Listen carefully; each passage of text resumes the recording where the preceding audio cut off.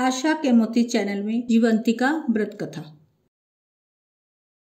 यह व्रत श्रावण मास के पहले या दूसरे शुक्रवार से शुरू किया जाता है। यह व्रत पुत्र प्राप्ति हेतु किया जाता है। इस व्रत में पीली वस्तुओं को छूना, पीला पहनना, पीला भोजन करना वर्जित है। इस व्रत में पीतल के बर्तन और सोने के आभूषण भी नहीं छूने। व्रत के दिन से एक दिन पूर्व सोने आभूषण उतार देवें और व्रत के लिए पीतल के बर्तनों को नहीं छुएं।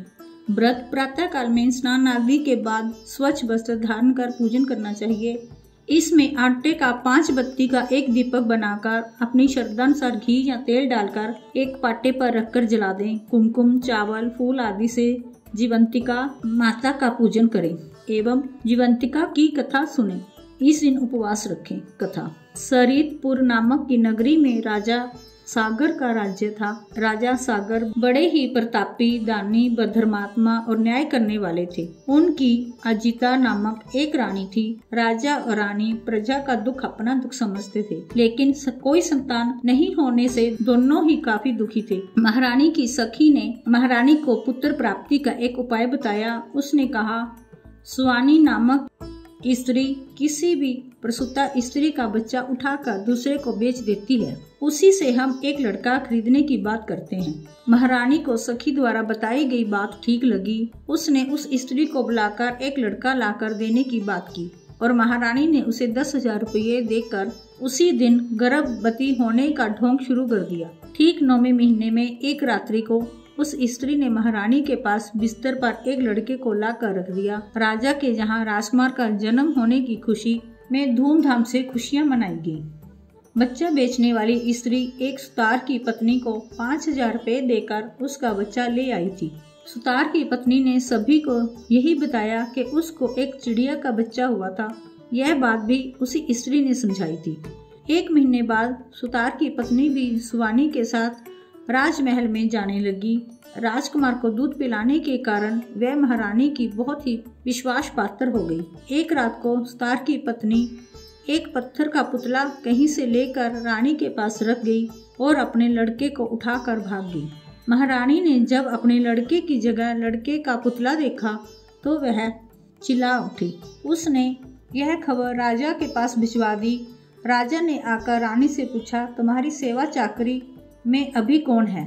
तब रानी ने बताया कि एक सुतारन है। राजा ने सुतारन को पकड़कर लाने का सैनिकों को हुक्म दिया। सुतारन से पूछा कि तेरा न्याय सबके सामने करूं या एकांत में? सुतारन बोली, अगर एकांत में न्याय करना हो तो आप मुझे निर्दोष मानकर छोड़ दीजिए। राजा ने कहा, जब तक तो निर्दोष सिद्ध नहीं हो जाती तब तक तुझे निर्दोष मानकर छोड़ा नहीं जा सकता। सुतारन ने सबके सामने न्याय करने की प्रार्थना की, जिससे राजा को शंका हुई।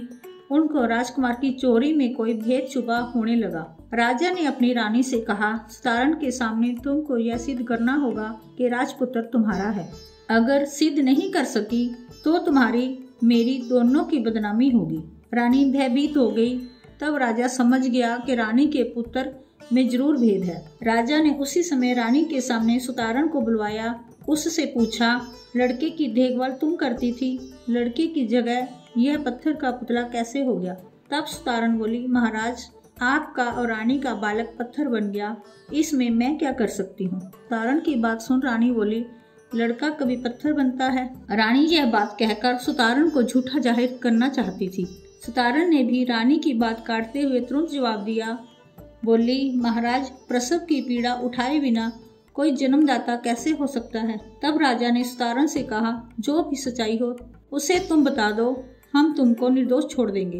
तब सुतारन ने उस स्त्री को बुलवाने को कहा जो सुतारन से बच्चा लेकर आई थी। सैनिकों ने तुरंत उस स्त्री को हाजिर किया। राजा ने उस स्त्री से कहा, सुतारन तुझसे जो कुछ भी पूछे उसका सच सच जवाब देगी तो तू निर्दोष छूट जाएगी। झूठ बोलने पर मृत्यु दंड दिया जाएगा। तब सुतारन ने स्त्री से पूछा, राजपुत्र किसका लड़का है? स्त्री ने कहा, बच्चा तेरा है। मैं तुझे बच्चे के बदले 5,000 रुपये देकर बच्चे को लाई थी। राजा ने रानी की तरफ देखते हुए पूछा, तुमने 5,000 रुपये देकर माँ से उसके पुत्र को अलग करने का पाप क्यों किया? रानी बोली, इसे मैंने 10,000 रुपये दिए थे। तब वह स्त्री बोली, मैंने 5,000 रुपये सुतारन को दिए और 5,000 मैं खा गई। सब वृतांत सुनकर राजा बोला, अब मुझे कुछ भी नहीं जानना है। हमने जिसको राजपुत्र घोषित किया है वह बच्चा सुतारण का है। वह अपने बच्चे को ले जा सकती है। राजा ने सुतारण और उस स्त्री को निर्दोष ठहराया।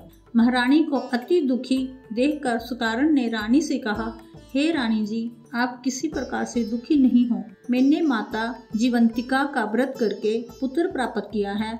आप भी जीवंतिका माता का व्रत करो, आप भी माता अवश्य बनोगी। महारानी ने श्रावण मास के पहले शुक्रवार से ही जीवंतिका माता का व्रत विधि विधान से किया, जिससे थोड़े समय के पश्चात ही रानी गर्भवती हुई और 9वें महीने में एक तेजस्वी पुत्र की माता बनी।